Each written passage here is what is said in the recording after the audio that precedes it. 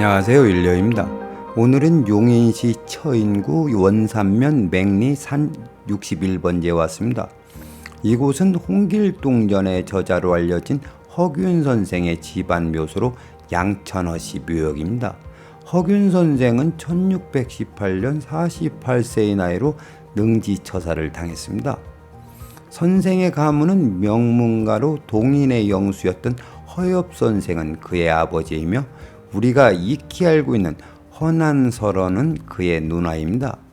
허엽 선생과 더불어 그의 자식 모두 문장이 뛰어나다 보니 허씨 오문장이라고 하였습니다. 그런 명문가 막내 아들로 태어난 허균 선생이 영모의 죄로 능지처사를 당했습니다.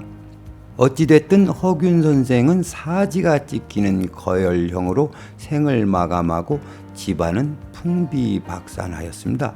그가 영모를 꾀했든 아니면 누명을 썼던 왜 이런 일이 발생하였는가에 대하여 풍수적 관점에서 추론하려고 양천허씨 묘역에 왔습니다.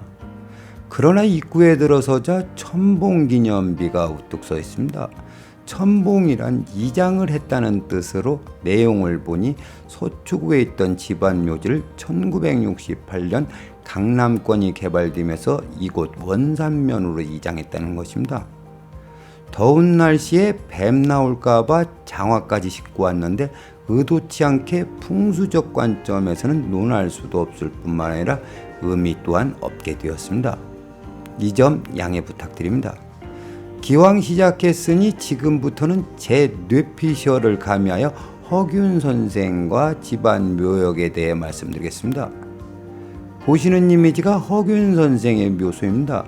비석을 보면 부인 안동김 씨와 선상김 씨가 잠들어 있고 허균 선생의 채백은 이곳에 없다고 합니다. 그 이유는 거열형을 당하면 시신을 수습하기도 어렵지만 더욱이 영모죄로 처형을 당했기 때문에 시신 수습에 엄두도 내지 못했던 모양입니다. 선생의 묘소에 와서 문득 떠오른 생각이 허균 선생이 만약 홍길동전의 저자라면 참으로 강큰 양반이라는 생각이 들었습니다.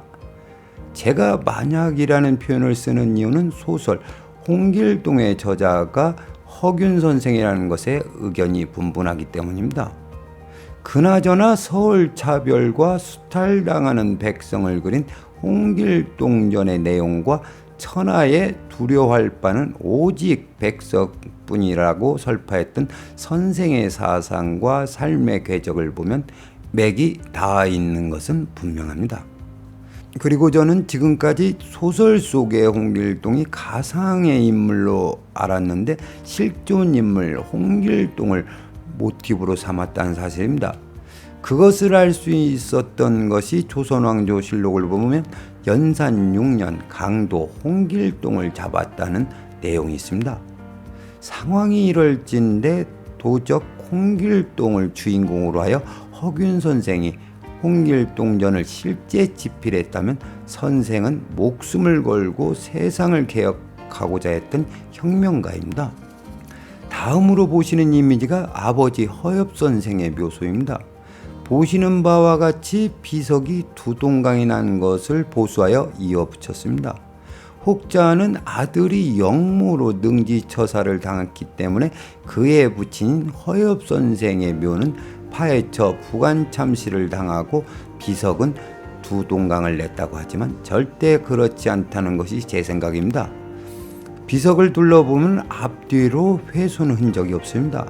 하다못해 망치 자국이라도 있어야 하는데 그런 것이 보이지 않습니다.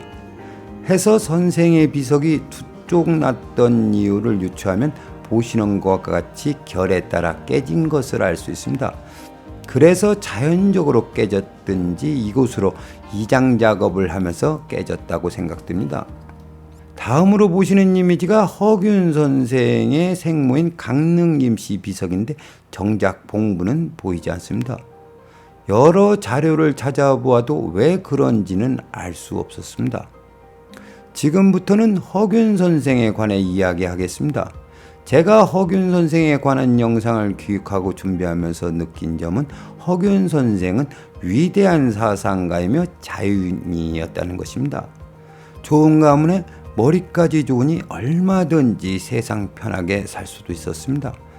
그러나 엄격한 신분제와 채통을 매우 중시하는 세태에서 선생은 기생과 시를 나누며 질펀하게 향락을 즐기고 또 사람 구실을 할 수 없는 서얼들과도 교류했으며 그리고 유교의 배척 대상이던 불교에 심취하고 더욱이 사명대사와는 호영호재하였습니다.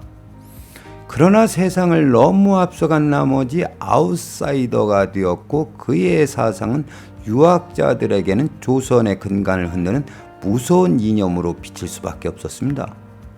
그것을 미루어 짐작할 수 있었던 것은 선생을 국문하는 과정에서 선생에 대해 괴물 또는 같은 하늘 아래 살 수 없다고 했습니다.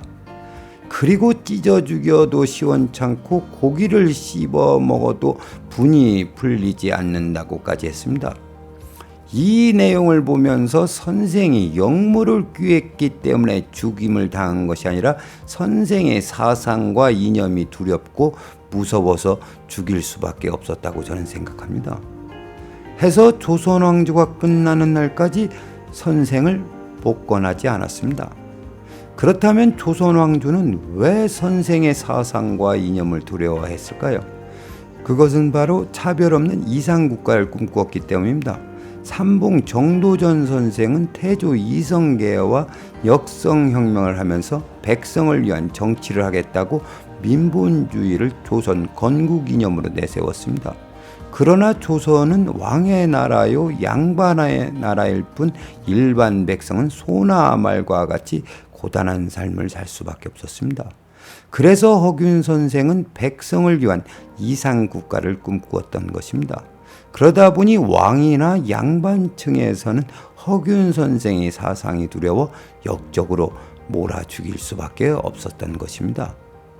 사지가 찢기는 고통 속에서 죽었고 또 시신은 온데간데 없는 선생의 빈무덤에는 이름 모를 잡초만 쓸쓸히 자라고 있습니다. 그러나 제가 생각하는 허균 선생은 선각자입니다. 오늘은 여기까지 하겠습니다. 시청해 주셔서 감사합니다.